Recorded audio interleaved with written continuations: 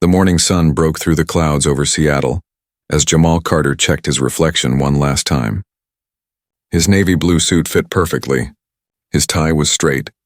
His leather portfolio held copies of his resume, reference letters, and examples of his work. Everything had to be perfect for today. Today was his final interview at Tech Vision Solutions. Jamal had waited 3 weeks for this moment. Tech Vision was one of the biggest recruitment companies in Seattle. They helped tech companies find talented workers. The company had 200 employees and worked with some of the most famous tech companies in America. Getting a job here would change everything for Jamal.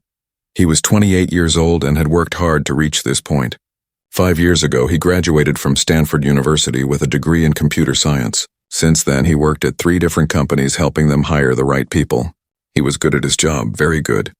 His last company was sad to see him leave, but Jamal wanted something bigger. He wanted to grow.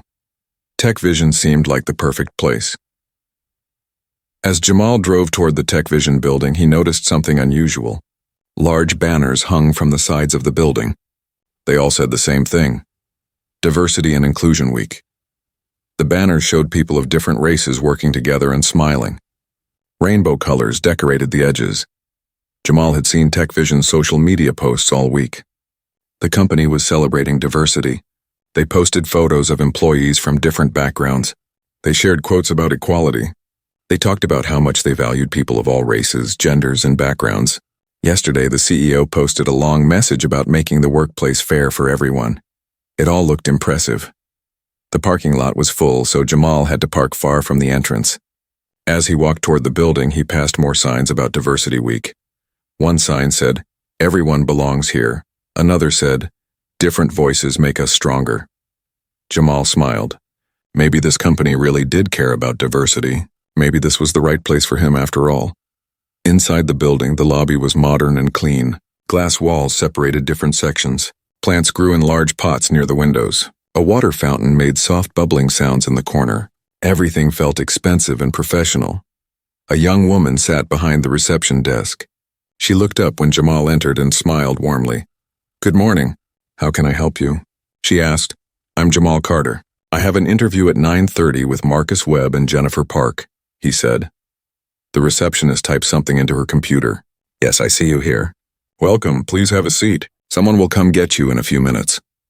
Jamal sat in one of the comfortable chairs near the window. He watched employees walk past talking and laughing. They all looked busy and happy. Many of them wore casual clothes like jeans and sweaters. Tech companies were usually relaxed about dress codes. On the wall across from Jamal hung a large frame. Inside the frame was a certificate. Jamal stood up to read it. The certificate said that Tech Vision Solutions had won the Best Workplace Diversity Award from Tech Industry magazine just 2 months ago. The award praised Tech Vision for creating an inclusive environment where everyone could succeed. Jamal felt more confident. This company had won awards for treating people fairly. They clearly took diversity seriously. "Mr. Carter?" Jamal turned around. A tall man in his 40s stood near the reception desk. He had brown hair that was starting to turn gray. He wore a button-down shirt and khaki pants. He smiled, but the smile didn't quite reach his eyes. "I'm Marcus Webb, lead recruiter. Nice to meet you." Marcus extended his hand. Jamal shook it firmly. "Nice to meet you, too. Thank you for this opportunity. Follow me. We'll be meeting in conference room B." Marcus led Jamal through a maze of hallways. They passed offices where people sat at computers. They passed small meeting rooms where groups discussed projects. Finally, they reached a larger conference room with glass walls. Inside, a woman was already sitting at the long table. She looked to be in her mid-30s with black hair pulled into a tight bun. She wore a gray dress and typed something on her phone. "This is Jennifer Park, one of our senior recruiters," Marcus said. "Jennifer, this is Jamal Carter." Jennifer looked up and gave a quick smile. "Hello," she said, then went back to her phone. Jamal sat down at the table. He placed his portfolio in front of him and tried to relax. This was his 3rd interview with the company. The first 2 had gone well. The HR director, Susan Chen, had called him personally last week to say they were very impressed with his background. She said this final interview was mostly a formality, but something felt off. Marcus and Jennifer exchanged a look that Jamal couldn't quite read. Marcus pulled out his phone and checked something. Jennifer tapped her fingers on the table. We'll start in just a moment, Marcus said. I need to grab something from my office. Jennifer, I'll be right back. Marcus left the room. Jennifer continued looking at her phone, barely acknowledging that Jamal was there. The silence felt heavy and uncomfortable. Jamal decided to break it. I've been really impressed with Tech Vision's commitment to diversity. I saw you won an award recently. Jennifer glanced up briefly. Yes, she said. Then she looked back down at her phone. More silence. Jamal tried again. The Diversity Week campaign is really inspiring. It shows that Tech Vision puts action behind their words. Jennifer responded without looking up. Jamal stopped trying to make conversation. He looked around the conference room instead. A large screen hung on one wall, the kind used for video meetings. A camera sat on top of the screen. A small red light glowed next to the camera lens. That was strange. Usually those lights only turned on during video calls. Jamal looked more closely. Yes, the light was definitely on. He could also see a small notification on the screen that said, "Recording in progress." Someone must have forgotten to turn off the video system after their last meeting. Marcus returned to the conference room. Okay, let's get started, he said. But then he looked at Jennifer.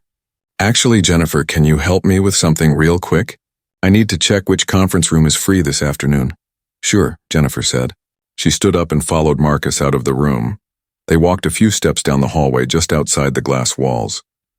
Jamal could see them through the glass, though he couldn't hear what they were saying, or so he thought. Jamal glanced at the video screen again. His stomach dropped. The screen was divided into 4 sections showing feeds from different cameras. One section showed the conference room where Jamal sat. Another showed the hallway right outside. And in that section, Jamal could see Marcus and Jennifer clearly. They were standing about 10 feet from the door, but here was the problem. The video system wasn't just showing their image. It was also picking up their audio. Jamal heard Marcus's voice come through the speakers clear as day. Another diversity hire candidate, Marcus said with a laugh. Why do we even bother interviewing these people? Jamal froze. His heart started pounding. Did he really just hear that? Jennifer's voice came next. I know, right? Look at his name, Jamal, so urban. She said the word urban like it was something dirty. I bet he didn't really go to Stanford. Probably some diversity admission. Jamal felt like someone had punched him in the stomach. He couldn't breathe. He couldn't move. He just sat there, listening to 2 recruiters mock him while they stood in the hallway, completely unaware that their conversation was being broadcast into the room. Marcus laughed again. Stanford, right? These people always claim they went to top schools.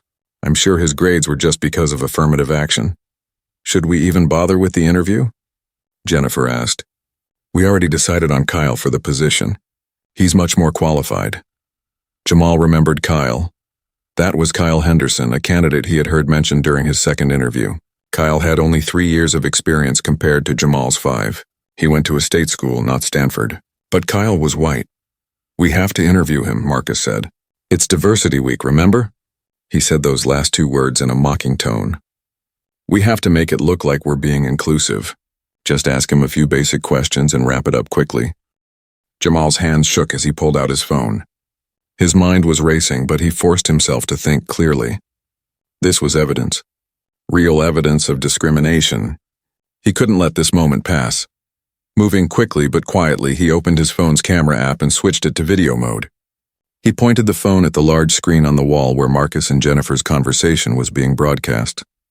His hand steadied as he pressed record. The red recording dot appeared on his screen. He was capturing everything now. Through the speakers, Jennifer's voice continued. These diversity candidates are such a waste of time. They're never as qualified as they claim to be. Tell me about it, Marcus replied. But corporate makes us interview them. They want their diversity numbers to look good for investors and clients. It's all about image. The worst part is when we actually have to hire one, Jennifer said. Remember that woman last year? She complained about everything. Said people didn't respect her. It's like they look for reasons to be offended. Jamal kept his phone steady, recording every word. His face felt hot. His chest was tight. But he didn't stop recording. Marcus checked his watch.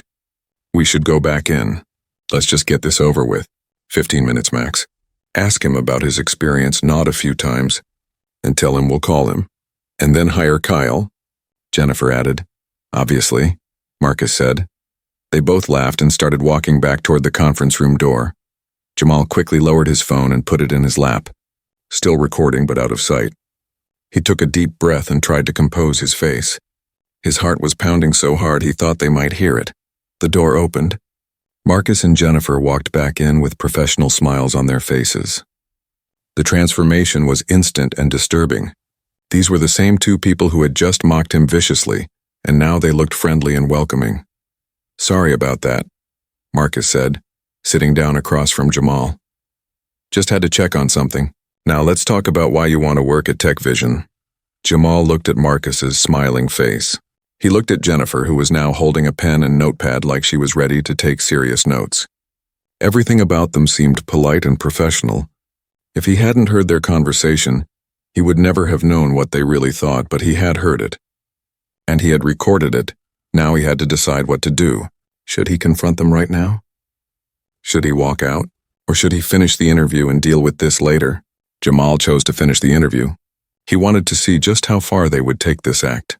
"I want to work at Tech Vision because of your reputation in the industry," Jamal said, his voice steady despite his anger.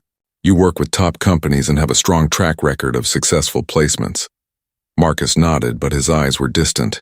He wasn't really listening. "That's great," Marcus said. "Tell me about your current role." Jamal explained his work at his current company. He talked about the successful hires he had made, the clients he had managed, the systems he had improved. He gave specific examples and numbers. Everything he said was impressive and relevant. Jennifer wrote nothing down. She just doodled on her notepad. Marcus checked his phone twice while Jamal was talking. "Interesting," Marcus said when Jamal finished, though his tone suggested it wasn't interesting at all. "And why are you leaving your current position?" "I'm looking for new challenges and opportunities to grow," Jamal answered. "Tech Vision is a larger company with more diverse clients. I want to expand my skills and take on more responsibility." Jennifer said, still doodling. The interview continued like this for exactly 15 minutes. Marcus asked basic questions that anyone could have answered. Jennifer pretended to take notes, but mostly looked bored. Neither of them asked about his Stanford degree. Neither of them asked about his specific achievements. Neither of them seemed interested in anything he said. It was clear they had already made their decision before he even walked into the building. Finally, Marcus looked at his watch and stood up. "Well, I think that covers everything we needed to discuss today. Thank you for coming in, Jamal." Jennifer stood too. "We have a few more candidates to interview this week. We'll make our decision by next Monday and let you know." Jamal knew this was a lie. They had already decided on Kyle. He stood and shook both their hands, forcing himself to smile. "Thank you for your time. I look forward to hearing from you." As he walked out of the conference room, down the hallways and through the lobby, Jamal felt numb. The receptionist called out a friendly goodbye, but he barely heard her. He made it to his car, got inside, and closed the door. Then he just sat there, staring at the steering wheel. His phone was still in his hand. The video was still recording. He stopped the recording and looked at the file. 23 minutes long. Everything was there. Jamal felt a wave of emotions crash over him. Anger, hurt, frustration, sadness. He had worked so hard to get to this point in his career. He had earned his degree from Stanford. He had proven himself at every job. He had done everything right, and none of it mattered to those two people in that conference room. They had judged him based on his skin color and his name before he even opened his mouth. This wasn't the first time Jamal had faced racism in his career. He had dealt with subtle comments before. He had been in meetings where people seemed surprised by his intelligence. He had watched less qualified white colleagues get promoted while he was passed over. But this was different. This time he had proof. Jamal started his car and drove home. His apartment was in a quiet neighborhood about 20 minutes from Tech Vision's office. When he got there, he made himself a cup of coffee and sat down at his kitchen table. He pulled out his laptop and connected his phone to it. He transferred the video file to his computer and backed it up to 3 different places: his laptop, an external hard drive, and cloud storage. Then he watched the video again. Hearing those words a second time made him angry all over again. But watching it also made something clear. This wasn't just about him. If Marcus and Jennifer talked about him this way, they probably talked about other people of color the same way. How many qualified candidates had they rejected because of racism? How many people had been denied opportunities because of the color of their skin? Jamal picked up his phone and called his sister, Maya. She was a civil rights attorney in New York and one of the smartest people he knew. "Hey, little brother," Maya answered. "How did the interview go?" "You need to hear something," Jamal said. "And then I need your advice." He played the recording for her over the phone. He heard her sharp intake of breath when Marcus made his first comment. By the end, she was silent for a long moment. "Jamal," she finally said, "do you understand what you have here?" "Evidence of discrimination," he replied. "More than that. You have clear, recorded proof of intentional racial discrimination from senior employees at a company that just won an award for diversity. This is massive. What should I do with it?" Maya was quiet for a moment, thinking. "First, document everything. Write down exactly what happened today. Include every detail. What time you arrived, what they said, what time they said it, everything. Save all emails from them. Save everything related to your interview process." "Okay," Jamal said, pulling out a notebook. "Second, we need to figure out if this recording is legal. Washington is a two-party consent state for recordings, which means normally you need everyone's permission to record them. But this situation is different. You weren't secretly recording them. You recorded their conversation that was being broadcast through their own company's video system. They were essentially recording themselves. So it's legal?" "I think so, but we might need to verify that. The fact that they were using company equipment during work hours also matters. This wasn't a private conversation in someone's home. This was at their workplace using their recording equipment." Jamal felt a small sense of relief. At least he hadn't broken any laws. "Third," Maya continued, "you need to decide what you want to do with this information. You have options. You could report it to their HR department. You could file a complaint with the EEOC.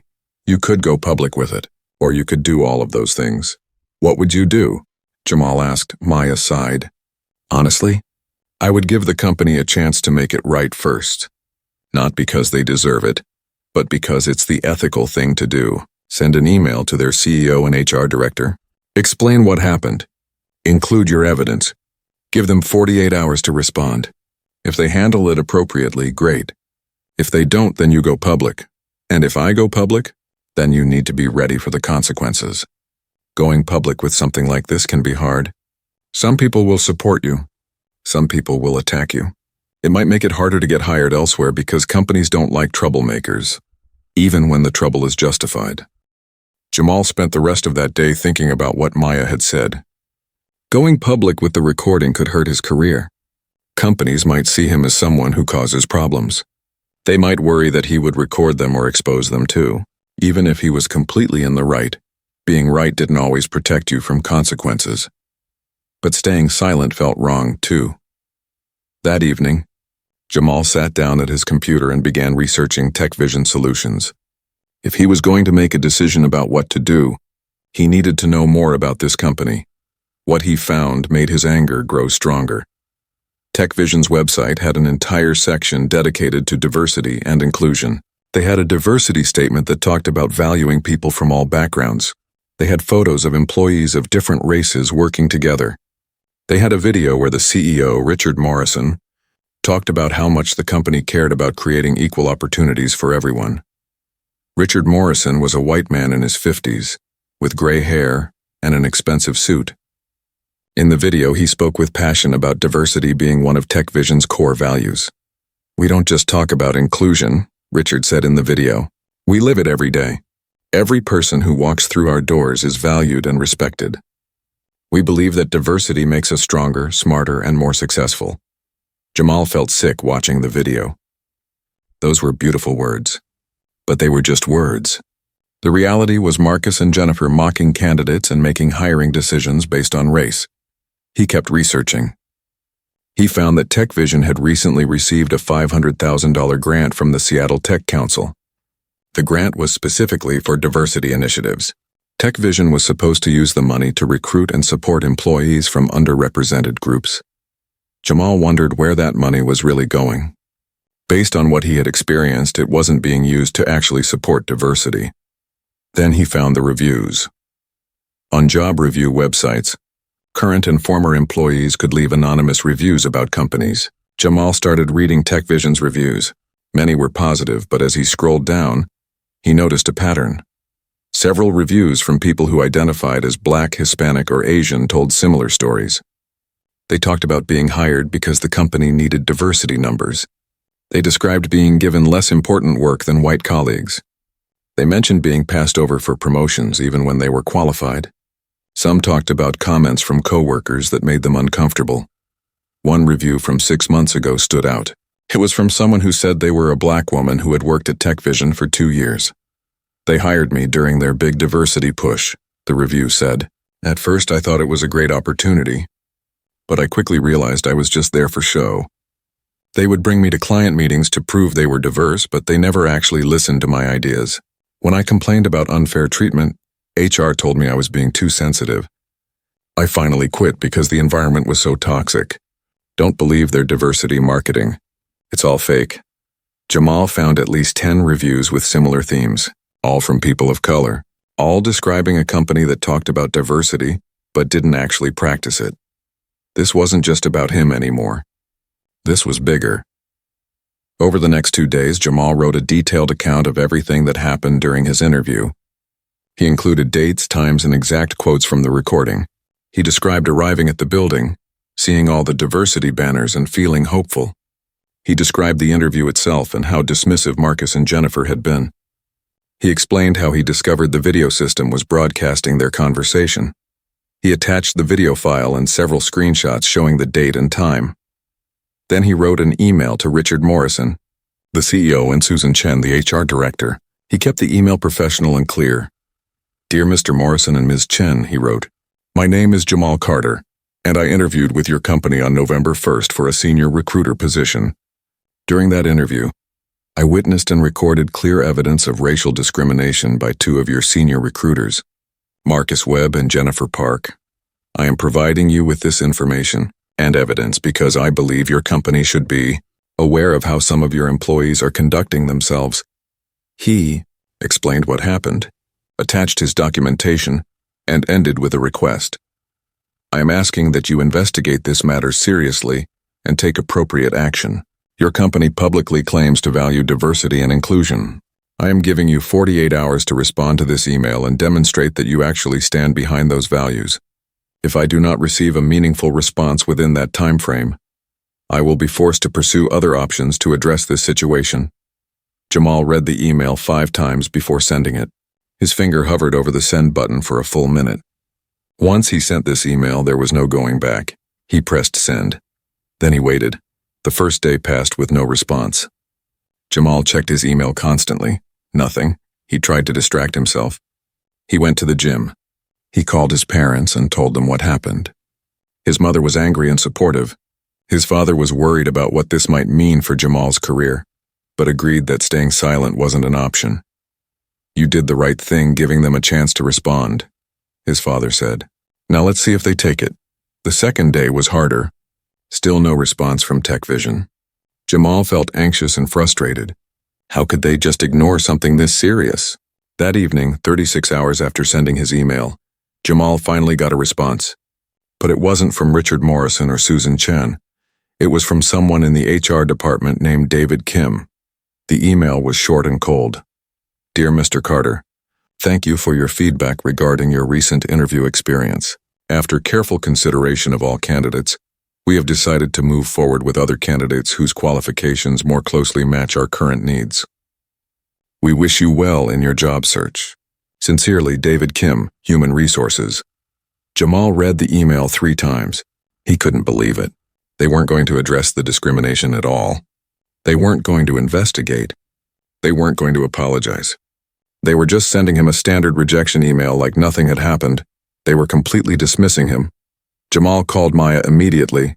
"They didn't even acknowledge it," he said, his voice shaking with anger. "They just sent me a rejection email. They completely ignored the evidence I sent them." Maya let out a long breath. "Then they made their choice. You gave them 48 hours. You gave them evidence. You gave them a chance to do the right thing. They chose not to take it. So what now? Now you decide if you want to go public. But Jamal, you need to be absolutely sure before you do this. Once you post that video online, you can't take it back. Your life is going to change. Are you ready for that? Jamal thought about all the reviews he had read.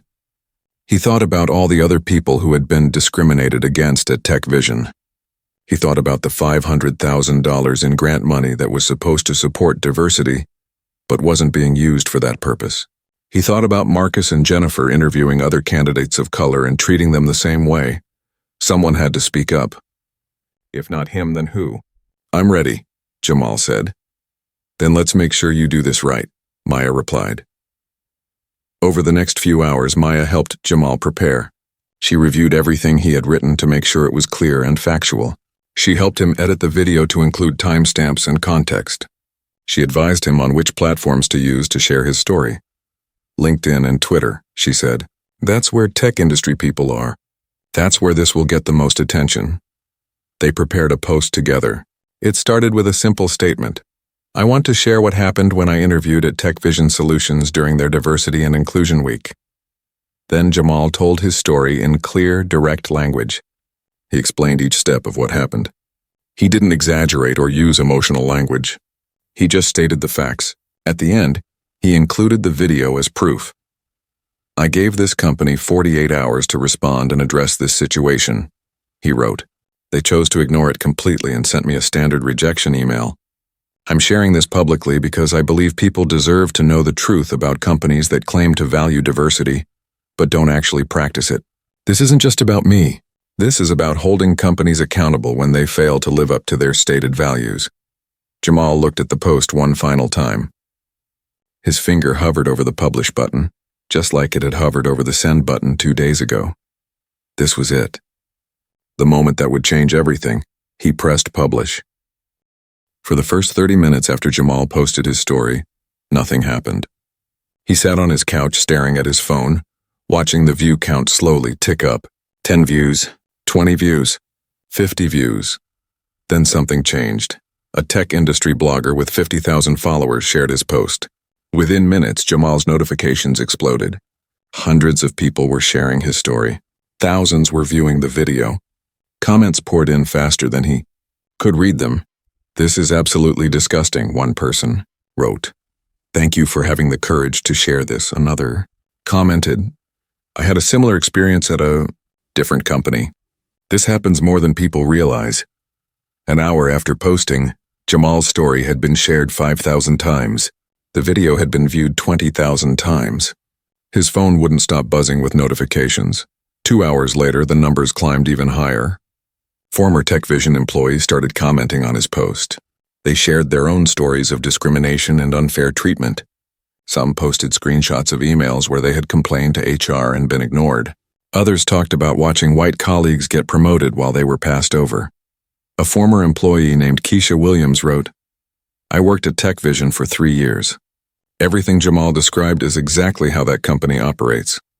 They hired me to meet their diversity quota, but they never took me seriously. When I complained about a manager making racist jokes, HR told me I was making a big deal out of nothing. I'm so glad someone finally exposed them. More former employees joined in. One after another, they confirmed that Jamal's experience wasn't isolated. This was how Tech Vision had been operating for years. By the time Jamal went to bed that night, his post had been shared 50,000 times. The video had been viewed over 300,000 times. His story was spreading across the internet like wildfire. He barely slept that night. His phone kept buzzing. His mind kept racing. What had he started? The next morning, Jamal woke up to discover his story had exploded overnight. While he slept, his post went fully viral. Major tech news websites had picked it up. Local Seattle news stations were reporting on it. National news outlets were calling it a major tech industry scandal. His video had been viewed over 1 million times. Tech Vision's social media accounts were being flooded with angry comments. Every post they had made about Diversity Week was filled with thousands of replies calling them hypocrites and liars. People were posting angry face emojis and demanding answers. Someone created a hashtag TechVisionTruth. Former employees used the hashtag to share their stories. Current employees used it to talk about problems at the company. Supporters used it to spread awareness. By 10 in the morning, TechVisionTruth was trending on Twitter. News reporters started calling Jamal His phone rang constantly with requests for interviews. Email reporters wanted his story. TV stations wanted him to appear on camera. Everyone wanted to talk to him. Maya called him from New York. "Jamal, this is huge. This is way bigger than we expected." "How are you doing?" "I don't know," Jamal admitted. "I can't believe how fast this spread." "The video is undeniable," Maya said. "That's why it's spreading so fast. People can see and hear exactly what happened. There's no room for the company to deny it or spin it. You have them completely exposed." Around noon, major companies that worked with TechVision started making statements. Microsoft posted on Twitter, "We are reviewing our relationship with TechVision Solutions in light of recent reports. We take discrimination seriously and expect all our partners to uphold the same values." Amazon posted a similar statement. "We are deeply concerned about the allegations against TechVision Solutions. We are pausing all current projects with them while we investigate." One by one, TechVision's biggest clients began distancing themselves from the company. Some paused their contracts. Others ended them completely. The Seattle Tech Council, which had given TechVision the $500,000 diversity grant, released a statement. "We are shocked and disappointed by the video showing racist behavior by TechVision employees. We are immediately suspending their grant pending a full investigation. If these allegations are confirmed, we will demand the return of all grant funds and revoke the diversity award we previously granted them." TechVision's stock price started dropping. The company was publicly traded as a subsidiary of a larger corporation. By early afternoon, their stock had fallen 8%. Investors were panicking. At 4 p.m, Richard Morrison, TechVision's CEO, finally made a statement. He posted a message on the company's social media accounts and website. "We have become aware of a video circulating online that allegedly shows inappropriate behavior by TechVision employees," the statement read. "We take these allegations extremely seriously and have launched an immediate investigation. TechVision is committed to diversity and inclusion, and any behavior that contradicts these values will not be tolerated. We ask for patience as we gather all the facts." The response to Richard's statement was immediate and harsh. "You have the facts." "There's a video," one person commented. "This is the weakest response I've ever seen," another wrote. "Why aren't those recruiters fired yet?" someone else demanded. "Notice how he said allegedly," another person pointed out. "There's literal video evidence. Nothing alleged about it." People started posting comparison images. On one side was TechVision's Diversity Week marketing with happy, diverse employees. On the other side was a screenshot from Jamal's video showing the racist comments. The contrast was damning. News outlets criticized the statement as inadequate. A CNN business reporter tweeted, "TechVision's CEO calls clear video evidence allegations and asks for patience. This is corporate crisis management at its worst." By evening, protests had been organized. A group called Tech Workers for Justice announced they would protest outside TechVision's headquarters the next morning. They invited anyone concerned about workplace discrimination to join them. That night, Jamal was invited to appear on a local news program. Maya advised him to accept. "People need to hear from you directly. Control your own narrative." Jamal sat in the news studio under bright lights facing a reporter named Jennifer Lee. She was professional and respectful. "Jamal, thank you for being here," Jennifer said. "Can you tell us why you decided to share this video publicly?" Jamal took a deep breath. "I gave the company 48 hours to respond and address what happened. They completely ignored it. They sent me a rejection email like nothing had happened. At that point, I realized they weren't going to do the right thing unless they were forced to." "What do you hope comes from this?" Jennifer asked. "I hope companies understand that they can't just talk about diversity. They have to actually practice it.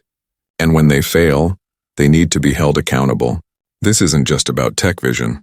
This is about creating real change in how companies treat people of color. Some people might say you're just a disgruntled job candidate who didn't get hired," Jennifer said. "How do you respond to that?" "I have video evidence," Jamal replied calmly. "This isn't about being upset I didn't get the job. This is about exposing discrimination, and based on all the former employees who have come forward with similar stories, it's clear this was a pattern at TechVision, not an isolated incident." The interview aired that evening and was shared thousands of times online. People praised Jamal for his composure and clarity. Meanwhile, things were getting worse for TechVision. By the end of the day, 15 major clients had either paused or ended their contracts with the company. These clients represented more than 60% of TechVision's revenue. Inside TechVision's offices, chaos was spreading. Employees were panicking.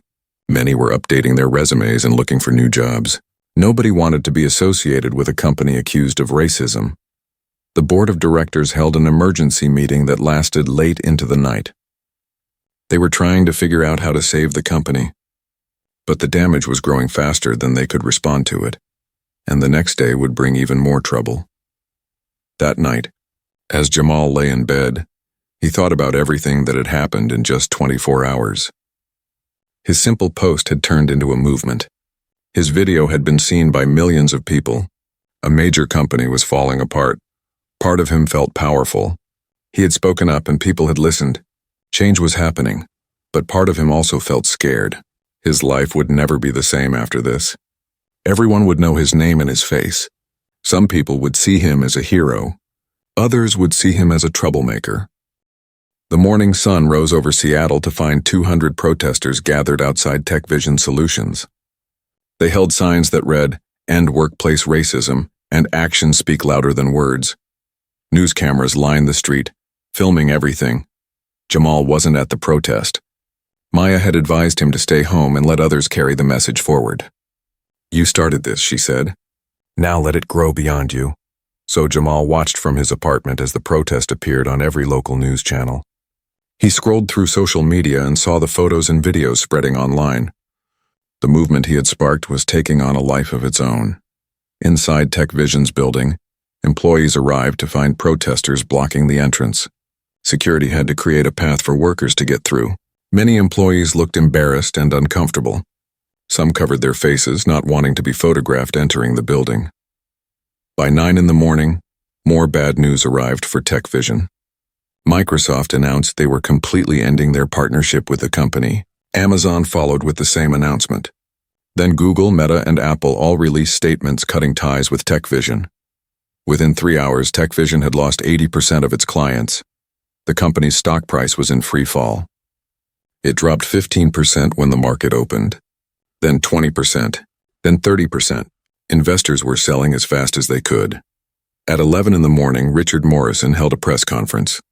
He stood behind a podium in TechVision's lobby, looking tired and stressed. Cameras flashed as reporters crowded around him.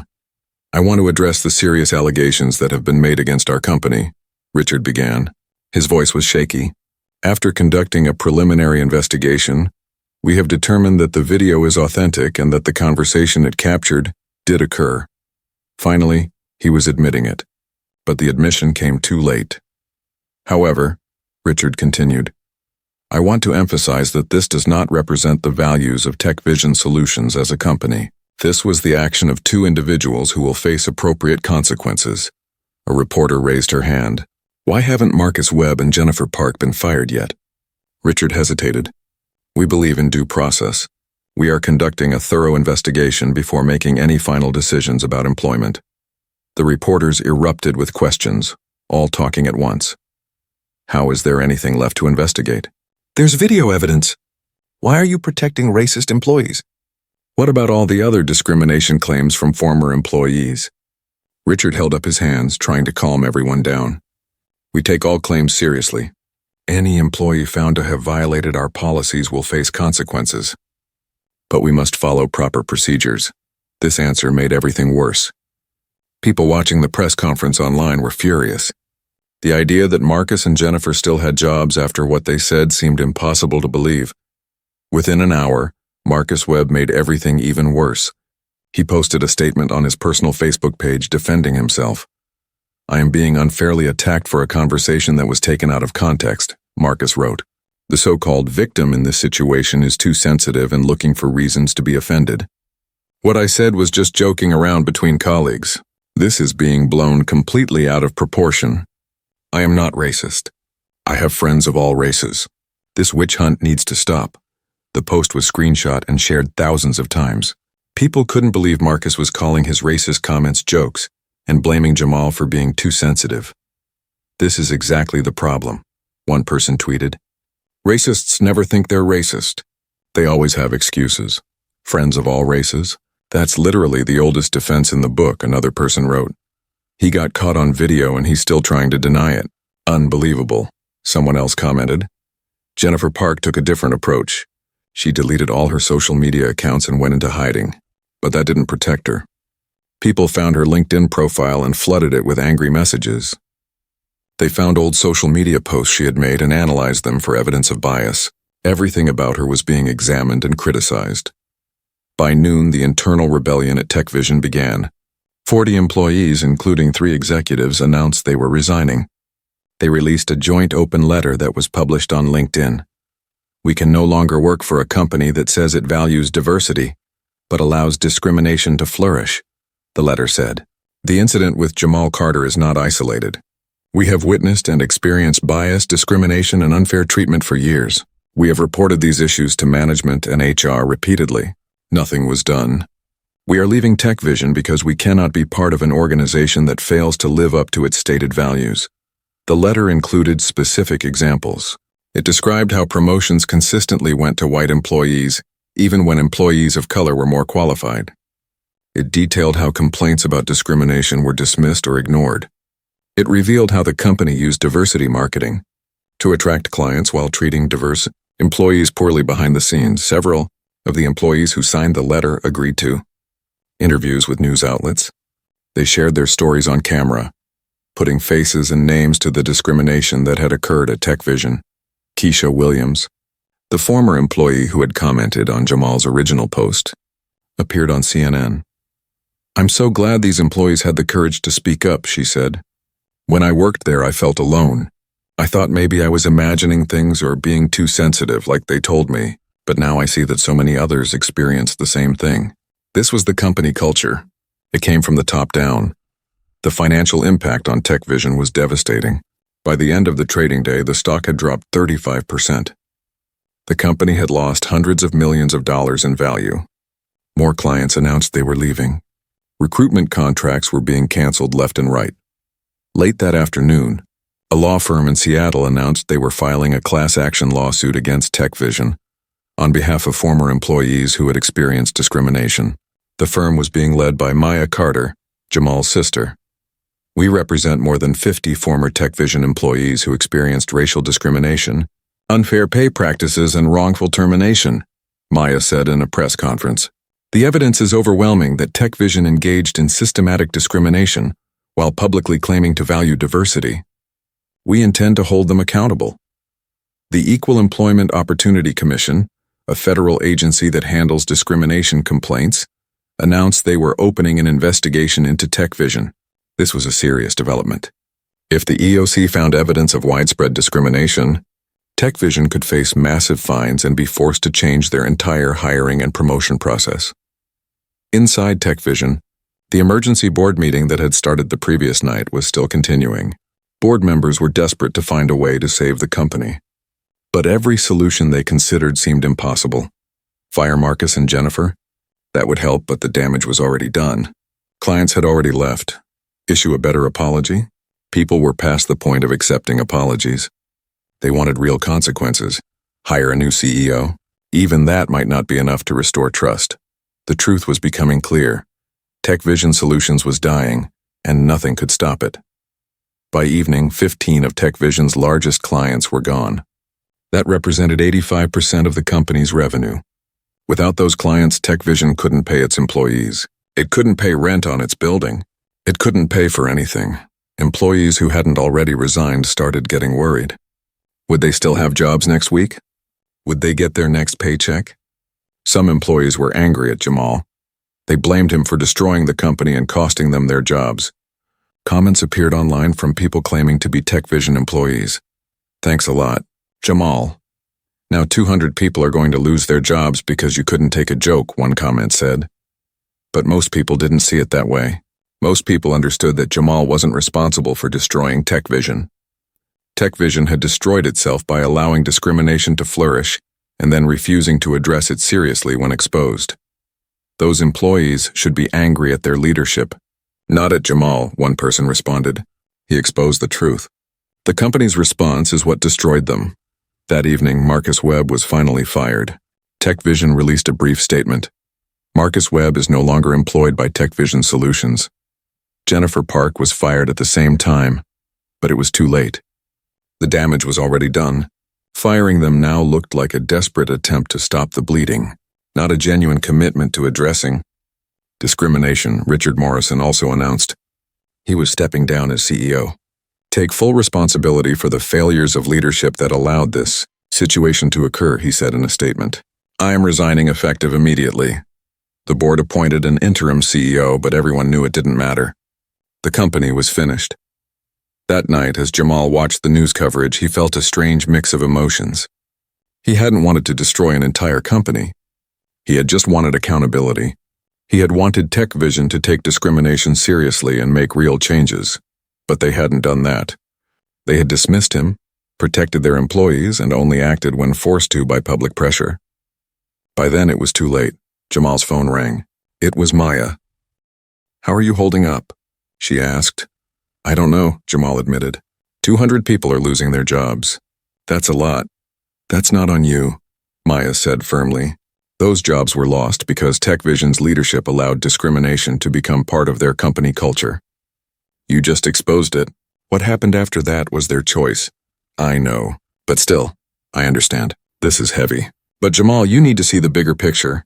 Because of what you did, companies all over the country are having serious conversations about discrimination. They're reviewing their practices. They're afraid of being the next TechVision. That means change is happening. Real change. Jamal hadn't thought about it that way. Maya was right. Other companies were paying attention. They were seeing what happened when discrimination was exposed and not addressed properly. They were learning from TechVision's mistakes. Maybe some good would come from this after all. 72 hours after Jamal posted his video, TechVision Solutions filed for bankruptcy. The announcement came early on a Friday morning.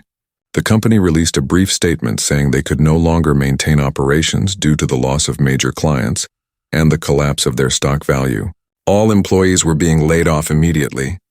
The company would be dissolved completely rather than attempting to restructure. 200 people lost their jobs that day. News outlets covered the story extensively.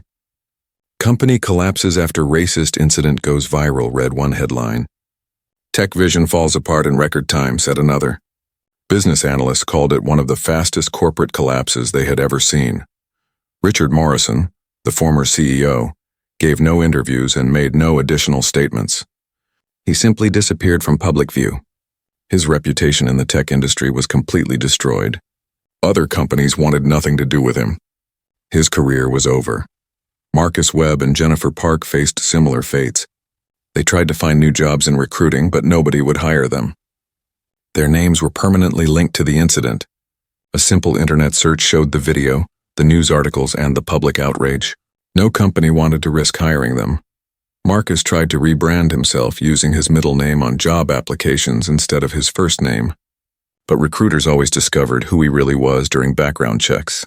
Jennifer moved to a different city hoping distance would help. It didn't. The internet followed her everywhere. Both of them learned a hard lesson. Actions have consequences, and in the age of social media, those consequences can be permanent. The 200 employees who lost their jobs at TechVision had varied experiences after the collapse. Many were hired quickly by other companies. Tech recruiters were in demand, and most TechVision employees hadn't done anything wrong. They were victims of their company's poor leadership. Several tech companies in Seattle publicly announced they were hiring former TechVision employees. They wanted to show they were different from TechVision. They wanted to prove they actually cared about doing things right. Some former TechVision employees struggled more. A few had been part of the problem, supporting or enabling the discrimination. Their colleagues talked about them during interviews and word spread. Those people found it harder to get hired, but most landed on their feet within a few weeks. The Seattle Tech Council moved quickly to address their role in the situation. They revoked the Best Workplace Diversity Award they had given to TechVision. They demanded the return of the $500,000 grant. Since TechVision was bankrupt, the money would come from the bankruptcy proceedings, meaning it would take time, and they might not get it all back. The council also announced major changes to how they evaluated diversity in companies. From now on, they would conduct anonymous employee surveys and examine actual hiring and promotion data, not just look at marketing materials and public statements. We made a mistake trusting TechVision's public image without verifying their actual practices, the council's director admitted. We have learned from this and we will do better. Other organizations followed the Seattle Tech Council's example. Award programs across the country added new requirements and verification processes. Companies could no longer win diversity awards just by having nice websites and making good statements. They had to prove they actually practiced what they preached. The class action lawsuit filed by Maya and her law firm moved forward. Even though TechVision was bankrupt, there were still assets to divide among people who had been harmed. More than 100 former employees joined the lawsuit, sharing stories of discrimination they had experienced. The lawsuit eventually settled. Each person who joined received compensation from what remained of TechVision's assets. It wasn't a huge amount of money, but it was something. More importantly, it was acknowledgement that what they experienced was real and wrong. The Equal Employment Opportunity Commission completed their investigation 6 months later. They found clear evidence of systematic discrimination at TechVision. Their report detailed how the company had consistently hired and promoted white employees over equally or more qualified employees of color. They found that complaints about discrimination were regularly dismissed or ignored.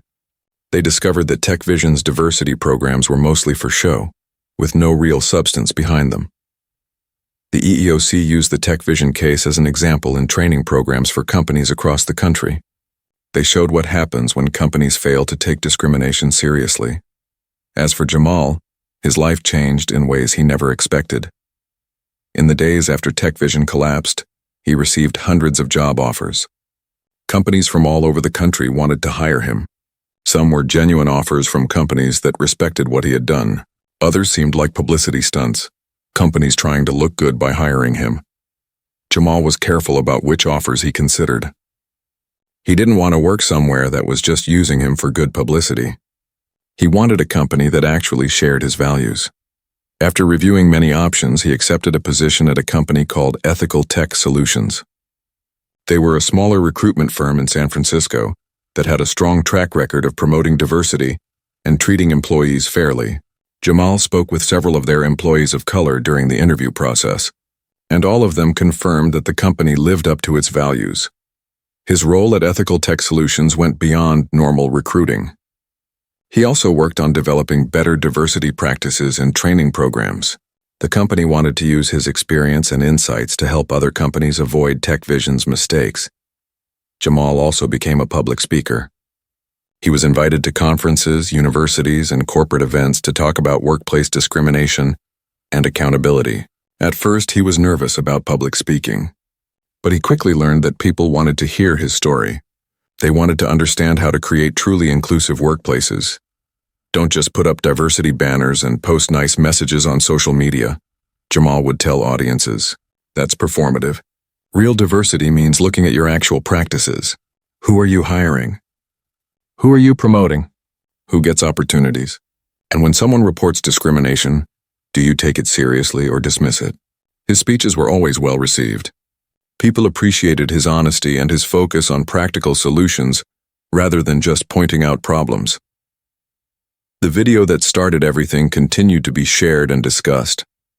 Business schools added it to their curriculum as a case study. They taught students about the importance of matching actions to words, about the power of social media to expose wrongdoing, and about how quickly a company can collapse when trust is lost. 1 year after the incident, Jamal was invited to speak at a major diversity conference in Seattle. Hundreds of people attended, including many business leaders and HR professionals. Standing on the stage, looking out at the audience, Jamal thought about everything that had happened. One video had changed so much, not just for him, but for the entire industry. A year ago, I walked into an interview at a company that claimed to value diversity, Jamal began. What I discovered was that their commitment to diversity was just marketing. It looked good on their website, but it wasn't real.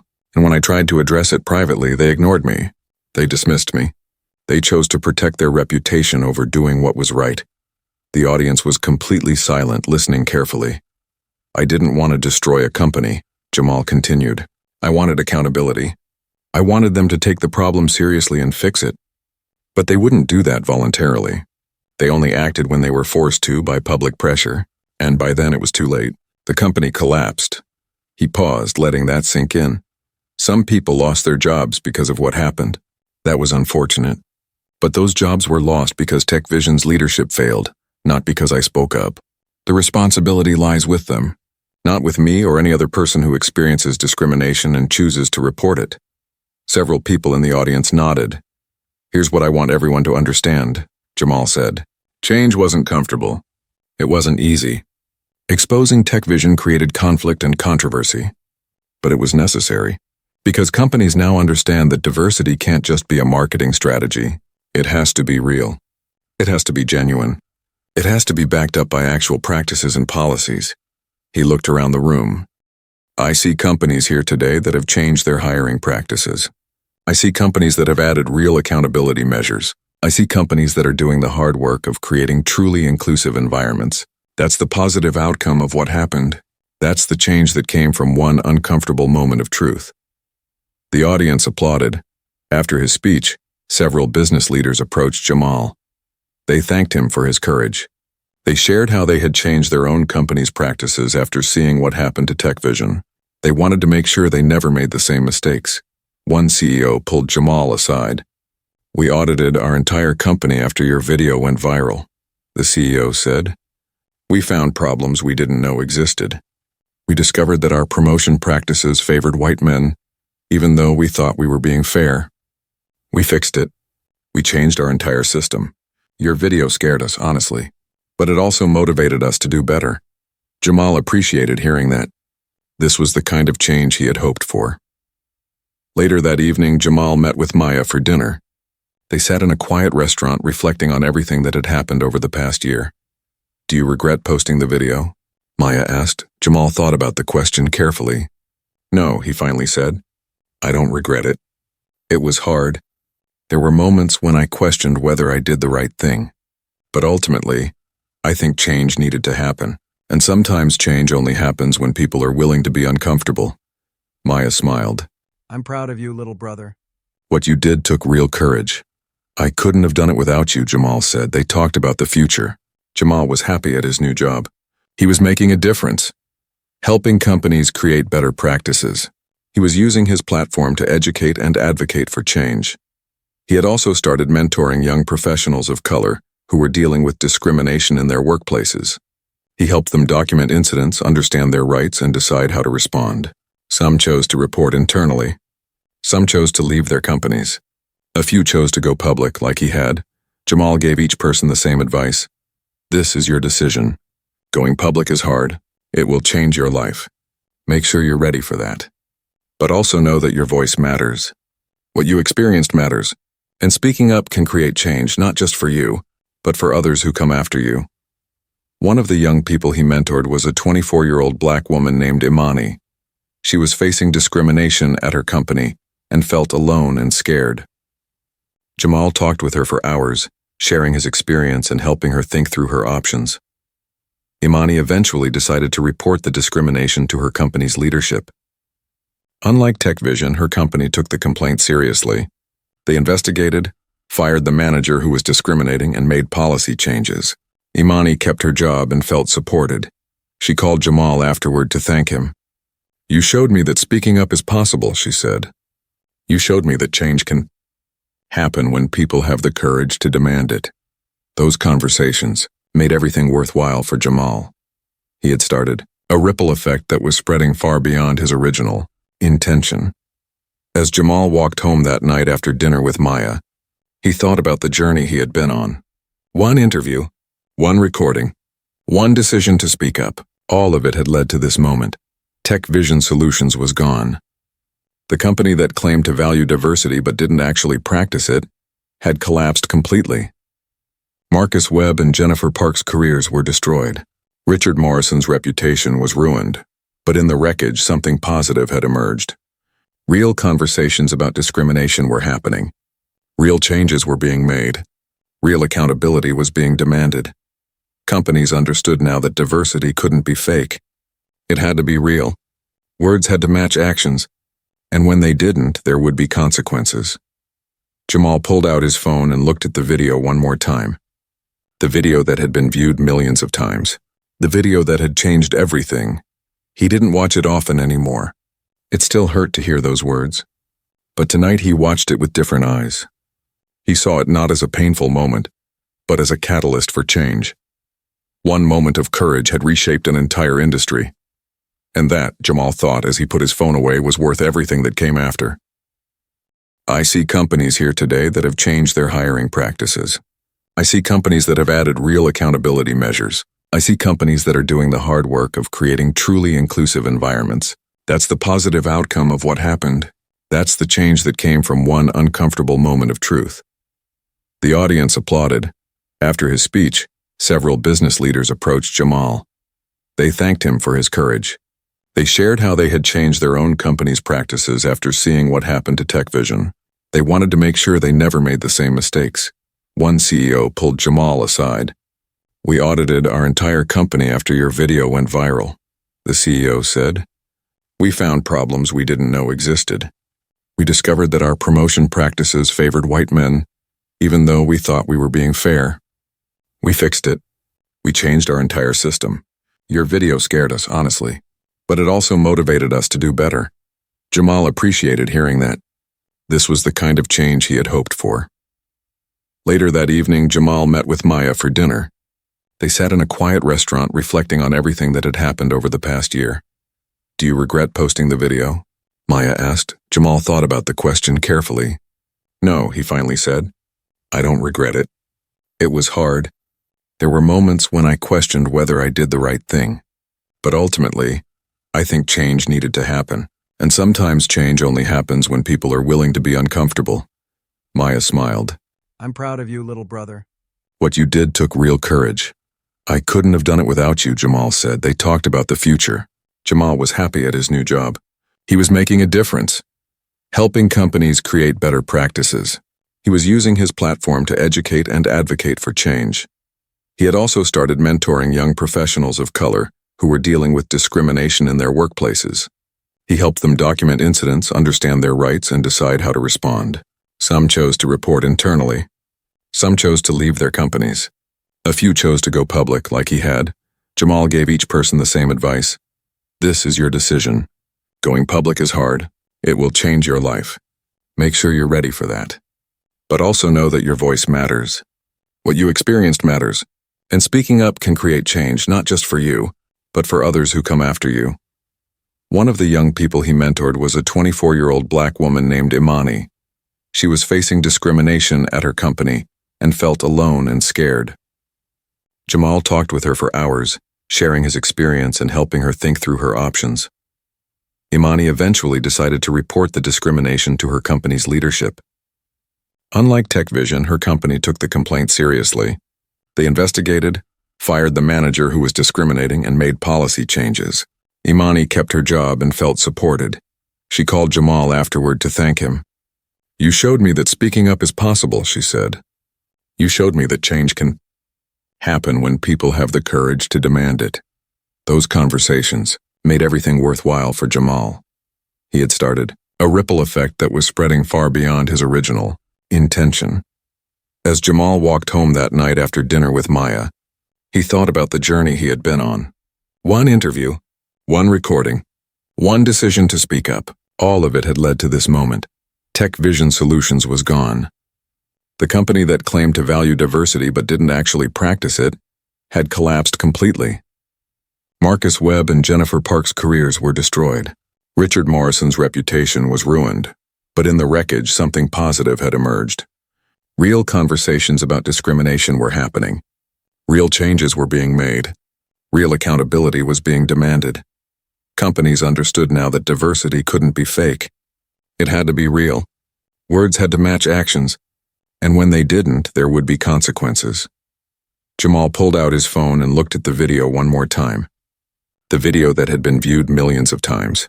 The video that had changed everything. He didn't watch it often anymore. It still hurt to hear those words. But tonight he watched it with different eyes. He saw it not as a painful moment, but as a catalyst for change. One moment of courage had reshaped an entire industry. And that, Jamal thought as he put his phone away, was worth everything that came after.